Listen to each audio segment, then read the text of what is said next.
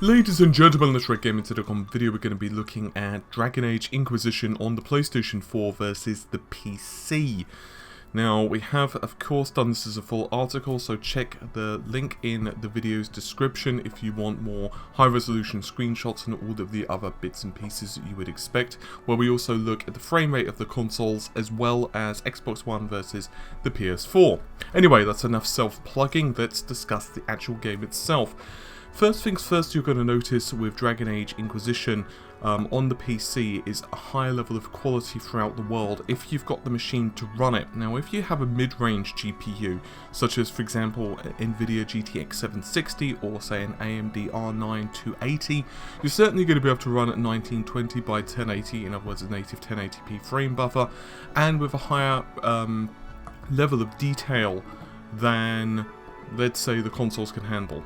But you won't be able to necessarily have a super smooth 60 frames per second frame rate. If you do happen to have a better GPU, for example an Nvidia GTX 780 or equivalent from AMD, then certainly 60 frames per second for the most part with MSAA and so on is certainly achievable. Speaking of MSAA, enabling MSAA in the game does definitely improve quality, and we're running 2 times MSAA on this particular video just to give a more accurate comparison versus the PS4, because obviously if you continue to bump up the AA on the PC version it becomes a little bit unfair against the console. However, we do recommend that you do enable post-process anti-aliasing as well as MSAA, because otherwise we find that the Frostbite free engine does render the game just a little bit too sharp and it doesn't look quite natural enough. So what does the extra performance of the PC hardware get you over the PS4? Well, as you're watching this video you're going to notice very subtle differences. There are numerous improvements on shadows and lighting, definitely character shadows, self-shadowing for example is a notch above what the PS4 manages. You'll also notice, of course, better edges, mostly as a function for the fact that obviously you've got anti-aliasing. Clearly, if you've got the GPU performance as well, you could certainly run at higher resolutions, possibly even downsampling if you so desire. Texture quality as a whole is pretty much reasonable throughout both versions of the game, but what you will certainly get is higher levels of, let's say, tessellation, which definitely can make the difference on geometry and object details, for example rocks and so on.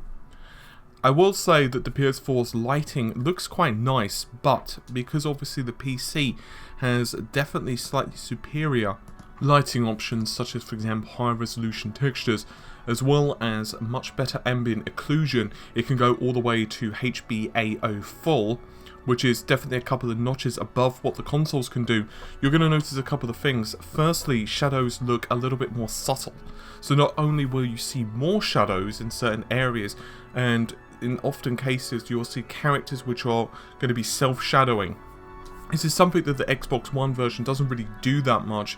The PS4 has definitely more self-shadowing than Xbox One manages, but the PC goes a step further. Not only does self-shadowing, which is basically art of, you know, a character basic or an object being able to cast a shadow on itself. We do go further details if you need more information in the video's article, but the PC version manages to make sure the shadows are a lot more realistic, softer. The lighting looks a little less harsh in some cases. The PS4 version can look a little bit washed out, and this is simply a case of obviously improved versions of the lighting. Water quality across both versions looks pretty good.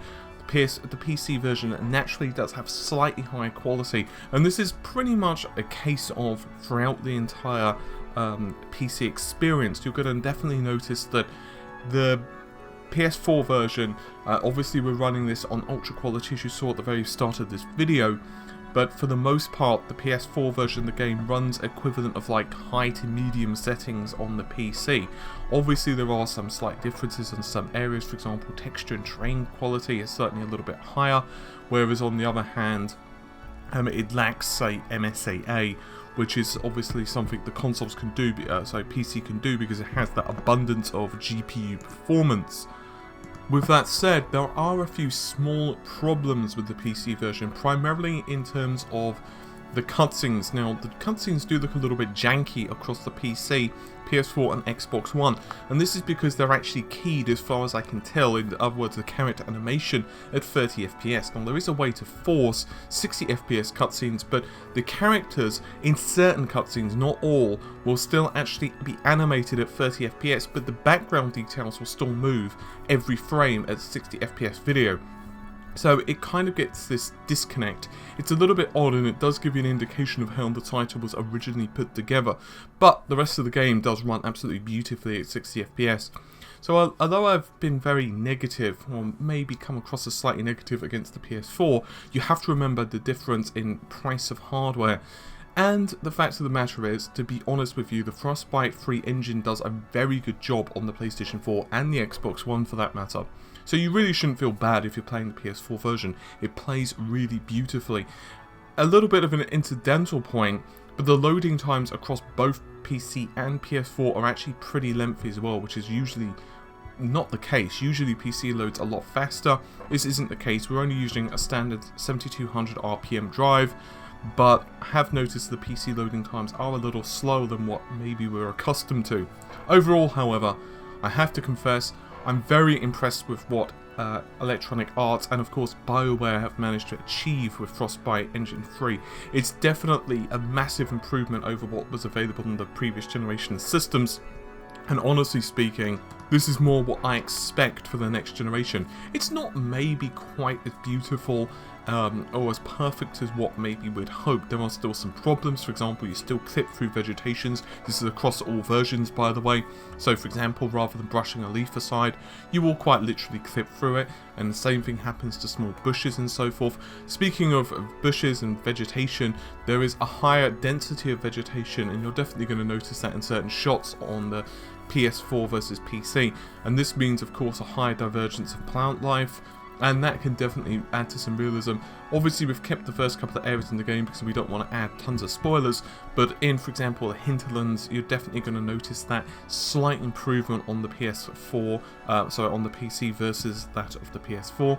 But with all of that said, if you've got a medium rig machine, so for example a GTX 760, you're probably going to be better off playing this on the PC. On the other hand, if you've got a GPU that's slightly lower than that, or you just kind of, want to play on the console, then that's absolutely fine. There's absolutely nothing wrong with the console version. I have mentioned the PS4 version does have a slightly inferior frame rate. We have tackled that in the Xbox One versus PS4 frame rate comparison, and certainly the PS4 GPU is definitely doing that little bit of extra work, and thus you do see it sometimes tank to the, well, I say tank, it's not that bad, it does go to the mid-20s, high to mid-20s, which to some people that will really affect, and maybe if that's the case, maybe you would want to check out the Xbox One version, but as I said, check out the article for that little bit more information. Anyway, hopefully you've enjoyed the video. See you soon, take care, bye for now.